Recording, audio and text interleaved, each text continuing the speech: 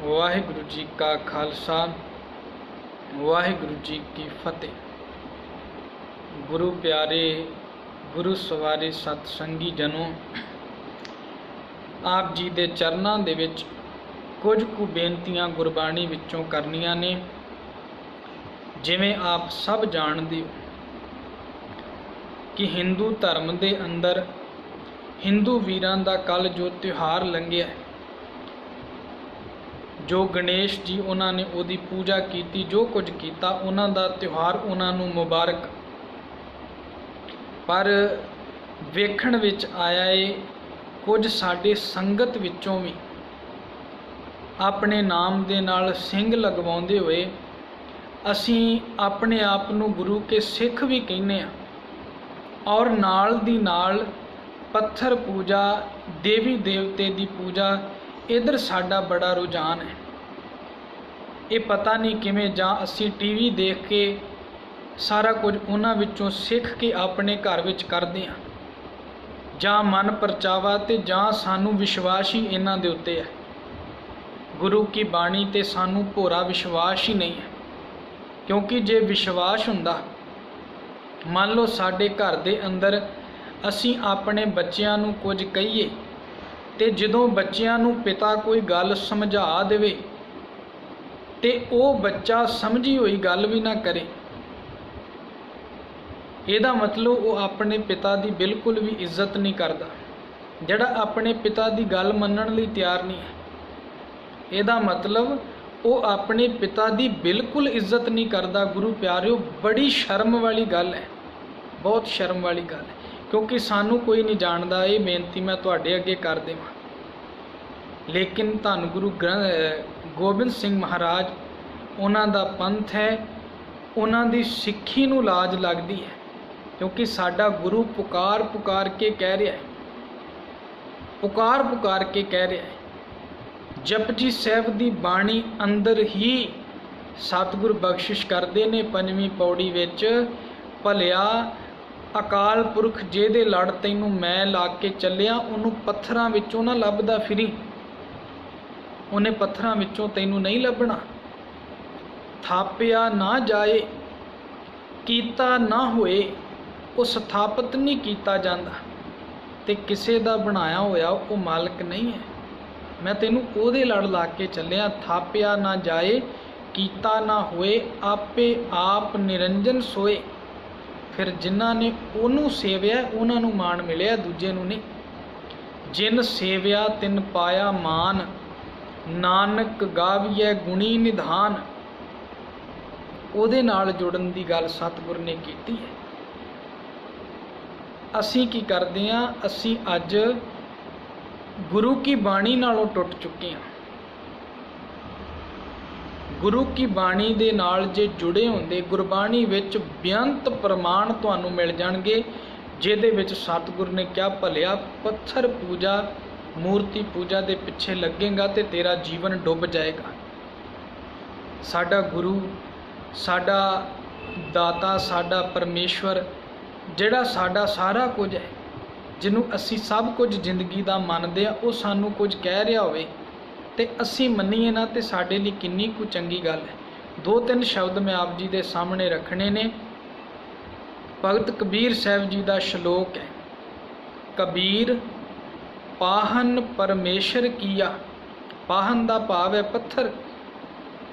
पाहन परमेश्वर किया, पूजै सब संसार। पत्थर नूं रब बना के सारे पूजते पे ने। पर एक गल चेता रखियो, इस परवासे जो रहे बूढ़े काली धार। जड़े इस पत्थर दे भरोसे दे उत्ते इहदी पूजा करते पे ने, काली धार दा भाव है, बूढ़े दा भाव है डुब जाणगे, काली धार दा भाव है बड़े गहरे पानी विच, भाव उन्हां दा कोई पार उतारा नहीं जो होण वाला। फिर धन गुरु अर्जन देव महाराज, उन्हां दा बड़ा प्यारा शब्द है, जो पाथर को कहते देव। जड़े पत्थर नूं देवता कहंदे ने, जो पाथर को कहते देव, ताकि बिरथा होवे सेव। जो पाथर की पाई पाए, तिसकी घाल अजाई जाए।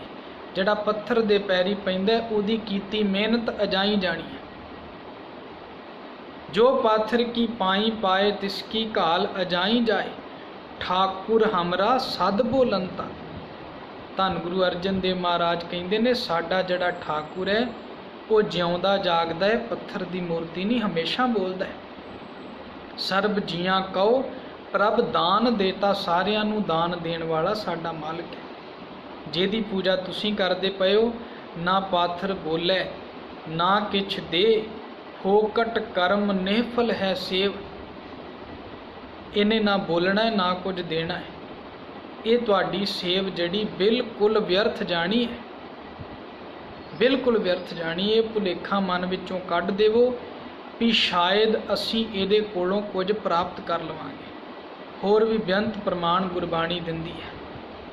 साहब कहंदे ने वेख तू किहदी पूजा पिया करदा है, किहदी पूजा कर रहा है। भगत बाणी दे विच साहब दा बचन है, पाती तोरै मालनी पाती पाती जियो, जिस पाहन को पाती तोरै सो पाहन निर्जियो, भूली मालनी है इयों सतगुर जागता है देव। अकाल पुरख गुरु वो ते जागदा है, वो पत्थर की मूर्ति नहीं है। ब्रह्म पाती बिशन डारी फूल शंकर देव, तीन देव प्रतख तोरें करें किसकी सेवा। किहदी सेवा करदी पे? पत्थरां दी।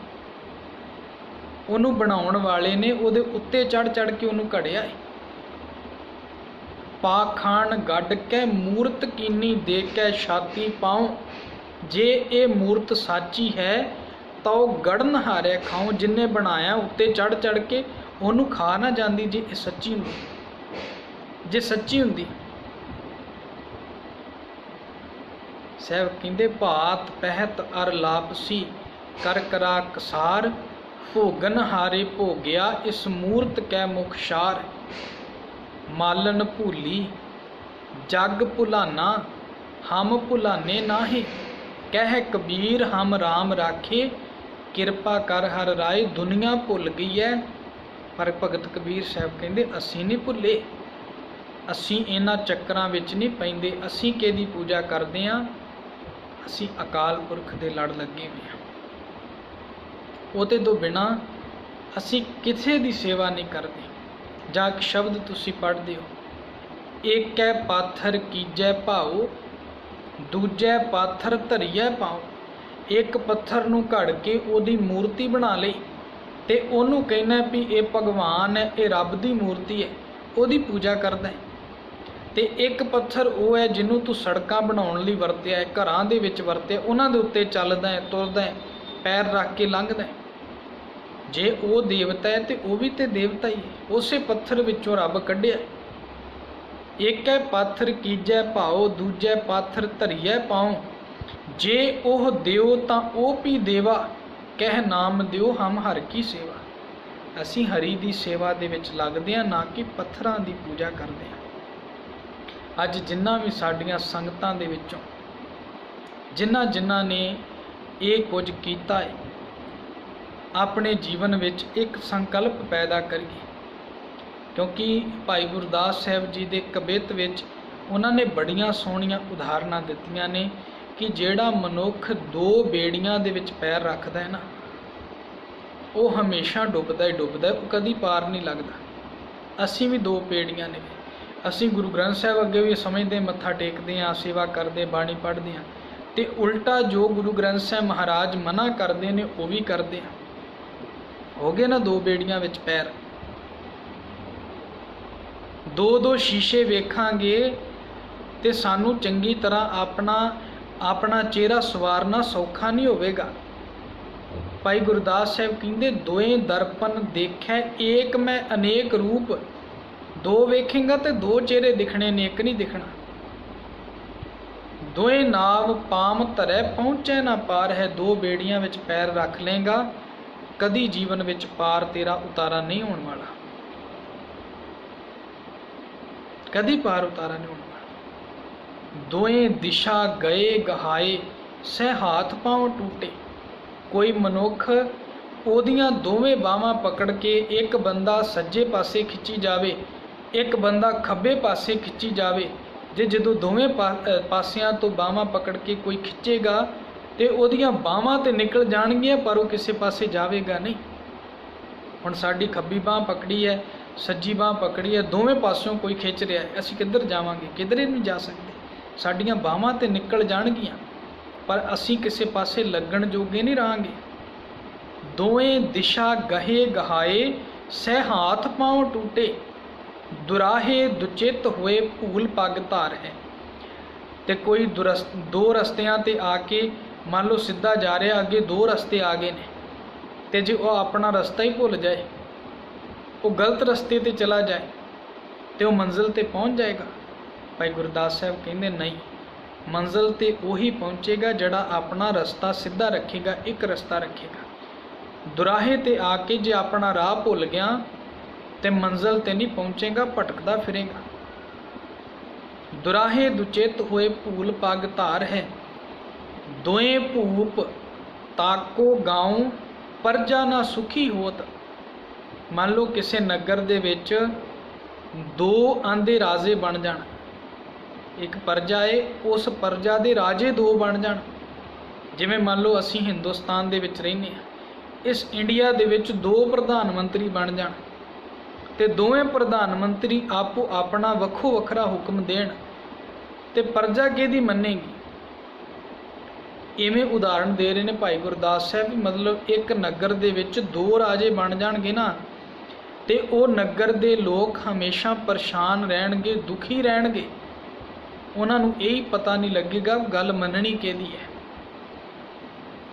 ਉਹ ਰਾਜਾ ਕਹੇਗਾ ਮੈਂ ਆਪਣੀ ਮਨਾਣੀ ਹੈ, ਦੂਸਰਾ ਰਾਜਾ ਕਹੇਗਾ ਮੈਂ ਆਪਣੀ ਮਨਾਣੀ ਹੈ। ਦੋਵਾਂ ਦੀ ਗੱਲ ਮੰਨਣ ਵਾਲੇ ਦੁਖੀ ਹੋ ਜਾਣਗੇ। ਦੋਏ ਭੂਪ ਤਾਂਕੋ ਗਾਉ, ਪਰਜਾ ਨਾ ਸੁਖੀ ਹੋਤ। ਦੋਏ ਪੁਰਖਨ ਕੀ ਨਾ, ਕੁਲਾ ਬਦੂ ਨਾਰ ਹੈ। ਕਿਸੇ ਔਰਤ ਦੇ ਦੋ ਪਤੀ ਹੋਵਣ ਤੇ ਉਹਨੂੰ ਦੁਨੀਆ ਵਿੱਚ ਕਦੀ ਇੱਜ਼ਤ ਮਾਣ ਵਡਿਆਈ ਨਹੀਂ ਮਿਲਿਆ ਕਰਦੀ। ਇੱਜ਼ਤ ਮਾਣ ਉਹਨੂੰ ਮਿਲਦੀ ਹੈ ਜਿਹੜੀ ਆਪਣੇ ਪਤੀ ਵਰਤ ਧਰਮ ਦੇ ਵਿੱਚ ਪੱਕੀ ਰਹਿੰਦੀ ਹੈ। ਜਿਹੜੀ ਦੋ ਦੋ ਪਤੀ ਬਣਾ ਕੇ ਫਿਰਦੀ ਹੋਵੇ, ਉਹਨੂੰ ਕਦੀ ਵੀ ਇੱਜ਼ਤ ਮਾਣ ਨਹੀਂ ਮਿਲਦੀ। ਉਹਨੂੰ ਦੁਨੀਆ ਵਿੱਚ ਟਿਚਰਾਂ ਹੀ ਮਿਲਦੀਆਂ ਨੇ, ਮਜ਼ਾਕ ਹੁੰਦੇ ਆ, ਉਹਦੀ ਬੇਇੱਜ਼ਤੀ ਹੁੰਦੀ ਹੈ। ਇਵੇਂ ਹੀ ਭਾਈ ਗੁਰਦਾਸ ਸਾਹਿਬ ਕਹਿੰਦੇ, ਕਹਾਉਣਾ ਤੂੰ ਆਪਣੇ ਆਪ ਨੂੰ ਗੁਰੂ ਦਾ ਸਿੱਖ ਹੈ। ਇਹ ਕਹਿਣਾ ਮੈਂ ਗੁਰੂ ਗ੍ਰੰਥ ਸਾਹਿਬ ਦੀ ਬਾਣੀ ਮੰਨਦਾ, ਗੁਰੂ ਨਾਨਕ ਤੇ ਭਰੋਸਾ ਰੱਖਦਾ, ਗੁਰੂ ਨਾਨਕ ਦੇ ਅੱਗੇ ਮੱਥਾ ਟੇਕਦਾ, ਤੇ ਸੇਵ ਤੂੰ ਕਰੀ ਜਾਵੇਂ ਦੇਵਤਿਆਂ ਦੀ, ਦੇਵੀਆਂ ਦੀ। ਤੂੰ ਕਿਹੜੇ ਪਾਸਿਓਂ ਗੁਰੂ ਦਾ ਸਿੱਖ ਹੋਇਆ? ਗੁਰਸਿੱਖ ਹੋਏ, ਕਹਾਉਣਾ ਗੁਰੂ ਦਾ ਸਿੱਖ ਹੈ। ਗੁਰਸਿੱਖ ਹੋਏ ਆਨ ਦੇਵ, ਆਨ ਦੇਵ ਦਾ ਭਾਵ ਹੈ ਹੋਰ ਦੇਵੀ ਦੇਵਤੇ। ਸੇਵ ਟੇਵ ਗਹਿ, ਉਹਨਾਂ ਦੀ ਸੇਵਾ ਕਰਦਾ, ਦੇਵੀਆਂ ਦੀ, ਦੇਵਤਿਆਂ ਦੀ ਪੂਜਾ ਕਰਦਾ। ਸਹਿ ਜਮ ਡੰਡ, ਧ੍ਰਿਗ ਜੀਵਨ ਸੰਸਾਰ ਹੈ। ਤੇਰਾ ਤੇ ਜੀਵਨ ਹੀ ਤਿਰਕਾਰ ਜੋਗ ਹੈ। ਨਾ ਗੁਰੂ ਨੂੰ ਮੂੰਹ ਵਿਖਾਉਣ ਜੋਗਾ, ਤੇ ਨਾ ਦੇਵੀ ਦੇਵਤਿਆਂ ਨੇ ਤੇਰੀ ਬਾਹ ਪੜਨੀ ਹੈ ਵੀ ਤੂੰ ਦੋ ਦੋ ਪਾਸੇ ਤੁਰਿਆ ਫਿਰਦਾ, ਕਿੱਧਰ ਜਾਵੇਂਗਾ? ਅਸੀਂ ਇਹੋ ਕੁਝ ਅੱਜ ਕਰ ਰਹੇ ਹਾਂ। ਅਸੀਂ ਆਨੇ ਅਸੀਂ ਗੁਰਦੁਆਰੇ ਵੀ ਜਾਣਾ ਹੈ, ਗੁਰਬਾਣੀ ਦੀ ਵੀ ਗੱਲ ਕਰਨੀ ਹੈ, ਗੁਰਬਾਣੀ ਦੀ ਗੱਲ ਸੁਣਨੀ ਵੀ ਆ, ਅਖੰਡ ਪਾਠ, ਸਹਿਜ ਪਾਠ, ਨਿਤਨੇਮ ਸਭ ਕੁਝ ਕਰਨਾ ਹੈ, ਪਰ ਨਾਲ ਦੀ ਨਾਲ ਅਸੀਂ ਪੂਜਾ ਵੀ ਕਰਨੀ ਹੈ। ਕਹਿਣ ਤੋਂ ਭਾਵ ਇਹ ਨਹੀਂ ਹੈ ਵੀ ਅਸੀਂ ਕਿਸੇ ਦੀ ਨਿੰਦਿਆ ਕਰ ਰਹੇ ਹਾਂ। ਜਿਨ੍ਹਾਂ ਦਾ ਹੈ ਉਹਨਾਂ ਨੂੰ ਮੁਬਾਰਕ, ਉਹ ਆਪਣਾ ਕਰਨ, ਸਾਨੂੰ ਕੋਈ ਉਹਦੇ ਵਿੱਚ ਆਪੱਤੀ ਨਹੀਂ ਹੈ। ਪਰ ਅਸੀਂ ਗੁਰੂ ਦੇ ਸਿੱਖ ਕਹਾਉਣੇ ਹੋਏ ਵੀ ਜੇ ਗੁਰੂ ਦੀ ਗੱਲ ਹੀ ਨਹੀਂ ਮੰਨਦੇ, ਗੁਰੂ ਕਿੱਥੇ ਸਾਡੇ ਤੇ ਖੁਸ਼ ਹੋਵੇਗਾ? ਭਲਿਓ, ਚਾਹੁੰਦੇ ਅਸੀਂ ਇਹ ਆ ਵੀ ਗੁਰੂ ਨਾਨਕ ਦੀ ਰਹਿਮਤ, ਗੁਰੂ ਨਾਨਕ ਦੀ ਖੁਸ਼ੀ ਸਾਨੂੰ ਮਿਲੇ, ਤੇ ਇਹ ਅਸੀਂ ਆਪਣੇ ਜੀਵਨ ਅੰਦਰ ਚਾਹੁੰਦੇ ਨਹੀਂ ਵੀ ਅਸੀਂ ਗੁਰੂ ਦੀ ਗੱਲ ਵੀ ਮੰਨੀਏ। ਤੇ ਗੁਰੂ ਤੇ ਗੁਰਬਾਣੀ ਵਿੱਚ ਇਹ ਕਹਿ ਰਿਹਾ, ਸੋ ਸਿੱਖ ਸਖਾ ਬੰਧਪ ਹੈ ਭਾਈ। ਜੇ ਗੁਰ ਕੇ ਭਾਣੇ ਵਿੱਚ ਆਵੇ, ਮੇਰਾ ਸਿੱਖ, ਮੇਰਾ ਸਖਾ ਭਾਵ ਮੇਰਾ ਭਰਾ, ਮੇਰਾ ਦੋਸਤ, ਮੇਰਾ ਰਿਸ਼ਤੇਦਾਰ ਉਹੀ ਹੈ ਜਿਹੜਾ ਗੁਰੂ ਦੀ ਗੱਲ ਮੰਨਦਾ ਹੈ, ਮੇਰੇ ਭਾਣੇ ਵਿੱਚ ਰਹਿੰਦਾ। ਤੇ ਜਿਹੜਾ ਗੁਰੂ ਦੀ ਗੱਲ ਹੀ ਨਹੀਂ ਮੰਨਦਾ, ਆਪਣੇ ਭਾਣੇ ਜੋ ਚੱਲੇ ਭਾਈ, ਵਿਛੁੜ ਚੋਟਾਂ ਖਾਵੇ, ਉਹ ਜੀਵਨ ਵਿੱਚ ਚੋਟਾਂ ਹੀ ਸਹਾਰਦਾ ਹੈ, ਜੀਵਨ ਵਿੱਚ ਦੁਖੀ ਹੋਵੇਗਾ। ਕਿਤੇ ਵੀ ਕੋਈ ਇਹੋ ਜਿਹਾ ਮੋੜ ਬਣ ਗਿਆ, ਗੁਰੂ ਨੇ ਸਾਡੀ ਕਦੀ ਬਾਂਹ ਨਹੀਂ ਫੜਨੀ। ਇਹ ਭੁਲੇਖਾ ਛੱਡ ਦਿਓ ਕਿ ਅਸੀਂ ਗੁਰੂ ਨਾਨਕ ਦਾ ਸਾਥ ਮਾਣ ਲਵਾਂਗੇ। ਗੁਰੂ ਨਾਨਕ ਦਾ ਸਾਥ ਉਦੋਂ ਹੀ ਮਾਣ ਸਕਦੇ ਹਾਂ ਜਦੋਂ ਅਸੀਂ ਗੁਰੂ ਦੀ ਗੱਲ ਮੰਨਾਂਗੇ। ਜੇ ਕੋ ਸਿੱਖ ਗੁਰੂ ਸੇਤੀ ਸਨਮੁਖ ਹੋਵੇ ਤਾਂ ਸਨਮੁਖ ਸਿੱਖ ਕੋਈ, ਜਿਉਂ ਰਹੇ ਗੁਰੂ ਨਾਲੇ। ਆਪਣੇ ਅੰਦਰੋਂ ਗੁਰੂ ਦੇ ਨਾਲ ਰਹਿਣਾ ਹੈ। ਬਾਹਰੀ ਤੌਰ ਤੇ ਅਸੀਂ ਪਾਠ ਕਰ ਲਵਾਂਗੇ, ਸੇਵਾ ਕਰ ਲਵਾਂਗੇ, ਗੁਰੂ ਖੁਸ਼ ਨਹੀਂ ਜੇ ਹੋਣ ਵਾਲਾ। ਗੁਰੂ ਦੀ ਗੱਲ ਮੰਨਾਂਗੇ ਤੇ ਗੁਰੂ ਨੇ ਖੁਸ਼ ਹੋਣਾ ਹੈ। ਗੁਰੂ ਦੀ ਗੱਲ ਅਸੀਂ ਮੰਨਣ ਲਈ ਤਿਆਰ ਨਹੀਂ। ਬੜਾ ਦੁੱਖ ਲੱਗਦਾ ਹੈ ਗੁਰਮੁਖੋ, ਜਦੋਂ ਅਸੀਂ ਆਪਣੇ ਆਪ ਨੂੰ ਸਿੱਖ ਕਹਾਉਂਦੇ ਹੋਏ ਵੀ ਇਹ ਕਰਮ ਕਰਦੇ ਹਾਂ। ਇਹਨਾਂ ਚੀਜ਼ਾਂ ਨੂੰ ਗੁਰਬਾਣੀ ਨੇ ਕਦੀ ਪ੍ਰਵਾਨ ਨਹੀਂ ਕੀਤਾ। ਸਤਿਗੁਰ ਖੁੱਲ੍ਹਾ ਆਪਣਾ ਉਪਦੇਸ਼ ਕਰਦੇ ਨੇ, ਕਰਮ ਧਰਮ ਪਾਖੰਡ ਜੋ ਦੀਸੈ, ਤਿੰਨ ਜਮ ਜਾਗਾਤੀ ਲੂਟੈ, ਨਿਰਵਾਣ ਕੀਰਤਨ ਗਾਵਹੁ ਕਰਤੇ ਕਾ, ਨਿਮਕ ਸਿਮਰਤ ਜਿਤ ਛੂਟੈ, ਸੰਤੋ ਸਾਗਰ ਪਾਰ ਉਤਰੀਐ। ਜੇ ਕੋ ਬਚਨ ਕਮਾਵੈ ਸੰਤਨ ਕਾ, ਸੋ ਗੁਰ ਪ੍ਰਸਾਦੀ ਤਰੀਐ। ਦੂਜੇ ਦਾ ਕਿਸੇ ਦਾ ਪਾਰ ਉਤਾਰਾ ਨਹੀਂ ਜੋਣਾ। ਇਹ ਪੱਕੀ ਗੱਲ ਜੇ। ਮੇਰਾ ਫਰਜ਼ ਬਣਦਾ ਸੀ ਮੈਂ ਆਪ ਜੀ ਦੇ ਅੱਗੇ ਗੁਰਬਾਣੀ ਵਿੱਚੋਂ ਜ਼ਰੂਰ ਬੇਨਤੀ ਕਰਾਂ। ਮੰਨਣਾ ਨਹੀਂ ਮੰਨਣਾ ਇਹ ਆਪ ਜੀ ਦੇ ਉੱਤੇ ਨਿਰਭਰ ਕਰਦਾ ਹੈ, ਲੇਕਿਨ ਗੁਰੂ ਕੀ ਬਾਣੀ ਸਾਨੂੰ ਪੁਕਾਰ ਕੇ ਕਹਿ ਰਹੀ ਹੈ ਵੀ ਅਸੀਂ ਮੂਰਤੀ ਦੇ ਪੱਥਰ ਦੇ ਪੁਜਾਰੀ ਨਹੀਂ ਹਾਂ। ਜੇ ਫਿਰ ਵੀ ਅਸੀਂ ਕਰਨਾ ਹੈ ਤੇ ਸਾਡੀ ਮੂੜਤਾ ਹੈ, ਸਾਡੀ ਮੂਰਖਤਾ ਹੈ। ਇਹ ਬੇਨਤੀਆਂ ਪ੍ਰਵਾਨ ਕਰਨੀਆਂ।